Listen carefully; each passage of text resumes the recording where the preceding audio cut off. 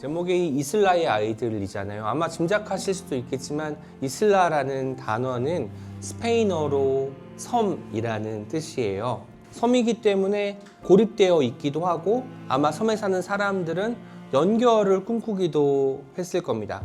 이 섬이라는 공간적 배경을 만드신 이유가 궁금해서요.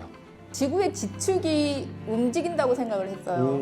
지구의 지축이 움직이면 어떤 일이 벌어질까? 그 대륙이 막 이렇게 다 조각나고 다 물에 잠기고 이러면 새로운 섬들이 막 지구 전체에서 불쑥불쑥 솟아나지 않을까? 예, 그렇게 생각을 해서 어떻게 보면 지구가 다시 재편돼가지고 섬들이 생겨나고 그 안에서 사람들이 살아가는 개성적인 섬들이 태어나서 같은 분야에 있는 사람들 아니면 자기가 만들고 싶어 하는 그런 제국 같은 그런 섬들이 우후죽순으로 진짜 많이 생겨나겠구나. 근데 그 중에 하나가 이제 이슬라라는 나라라고 보면 되죠. 상상력으로 어떤 섬의 정체성을 또 마련해야 될 거 아니에요. 이 섬이 존재해야 되는 이유. 그냥 별볼이름 섬이면 매력이 없으니까 어떤 캐릭터를 줘야 됐을 텐데 이거 꾸밀 때 좀 고민하신 부분이 있을 것 같아요. 특히나 이슬라라는 섬은 어떻게 처음에 생각하게 되셨는지가 궁금합니다. 배경을 고민할 때 지금 현재 시대는 아니었으면 좋겠다라는 생각을 했고요.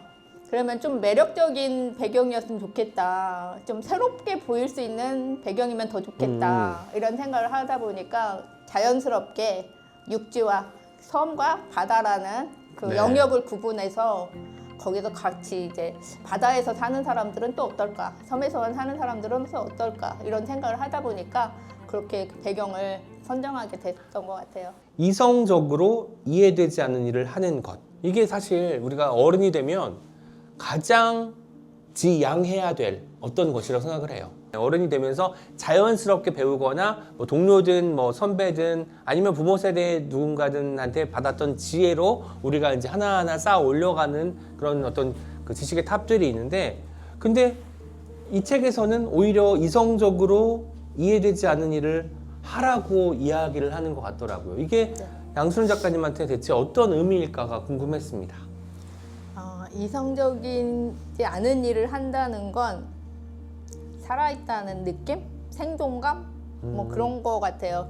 우리가 영화 보면 그런 거 나오잖아요. 할머니, 할아버지들이 은행을 털거나 무전칠식을 하고 막 도망가거나 이런 이야기들이 나와요. 근데 그분들이 왜 그 일을 할까요? 노인이 되면 많은 것에서 배제가 되잖아요.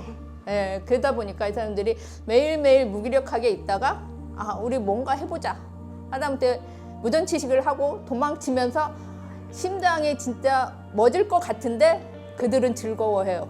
그게 왜 그럴까?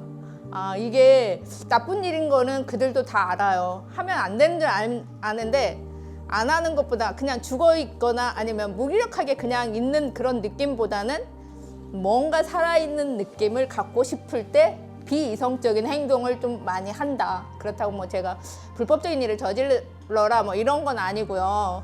근데 평소 이성적으로 생각하지 않았던 것을 감정적으로 뭔가를 충동적으로 할 때에는 그 살아있다라는 생생함? 그런 걸 느끼고 싶어서 하는 게 아닐까. 예, 그런 생각이 듭니다. 어떤 사람이 다른 사람을 변화시키는 과정이 또 이슬라의 아이들에 있어서 참 좋았는데, 인물들을 그릴 때 납작한 상태에서 뭐 살을 붙이듯 마치 찰흙이나 점토를 만져서 우리가 모양을 만드는 것처럼 입체로 구현할 때 이번에 어떤 마음이셨는지가 궁금했어요. 네, 이번 책뿐만이 아니라 이야기 속에 이제 인물들을 구현할 때 제가 가장 먼저 생각하는 거는 그거 같아요. 이 인물의 결핍 아니면 욕망? 근데 그 부분에서 가장 이 인물이 입체화되고 또 드라마도 많이 생기는 것 같아요. 그래서 그런 부분들을 먼저 세심하게 살피면서 이야기, 주변 인물들과 그 각자 서로 다른 욕망 때문에 부딪히는 거잖아요. 그래서 그걸 먼저 가장 중요하게 생각해서 그걸 만들어요. 그 다음에 그러면 이 사람의 결핍, 욕망이 나오면 그래도 이 사람이 쉬어가는, 숨 쉬는 곳은 어디이지? 예, 그런 지점들을 또 찾는 거죠. 이 사람이 가장 고민하는 것, 뭐 좋아하는 것 이런 걸 만들다 보면 점점 사람이 되어가죠. 처음에는 미완의 사람이었는데 하나씩 더 채워 넣어가면서 작가는 사실 인물을 하나를 탄생을 시키는 거잖아요. 예, 근데 처음에는 정말 아무것도 없고 뭐 이름만 있거나 아니면 성별만 있거나 그러다가 욕망을 한번 던져줌으로 인해서 어떨 때는 스토리가 그냥 나올 때가 있어요. 예. 캐릭터만 만들었는데 네. 캐릭터 때문에 이제 스토리가 만들어지는 것이군요. 네, 그냥 인물 이제 표피를 만들었다면 네. 내면을 만들었을 때 그 욕망이라는 음. 것이 그 내면 자체를 전부 뒤흔들어 놓을 때가 있거든요. 네. 그러면은 그냥 고민하지 않아도 이 주인공이 자기 이야기를 막 끌고 가요.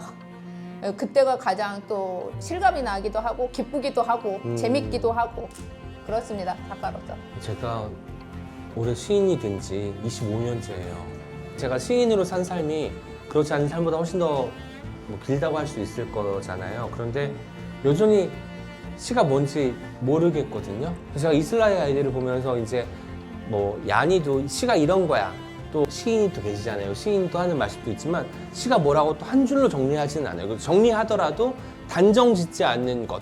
단정 짓지 않는 게 어쩌면 시일 수 있겠다라는 생각을 또 이 책을 보면서 하기도 했었습니다.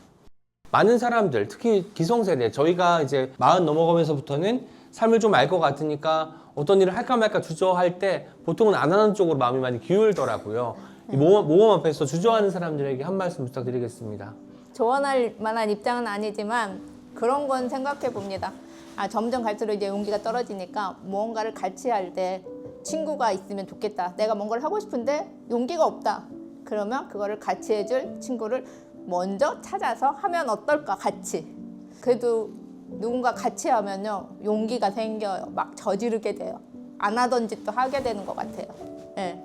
그래서 옆에 나의 모험을 같이 해줄 친구를 구해라. 너무 거창하게 그리고 너무 막 몸을 많이 쓰거나 오지로 들어간다거나 하는 거 아니더라도 다른 모험들 많으니까 안 해봤던 일을 하는 게 모험이잖아요. 네. 그런 것들을 소소하게 했으면 좋겠다는 생각도 듭니다. 맞아요.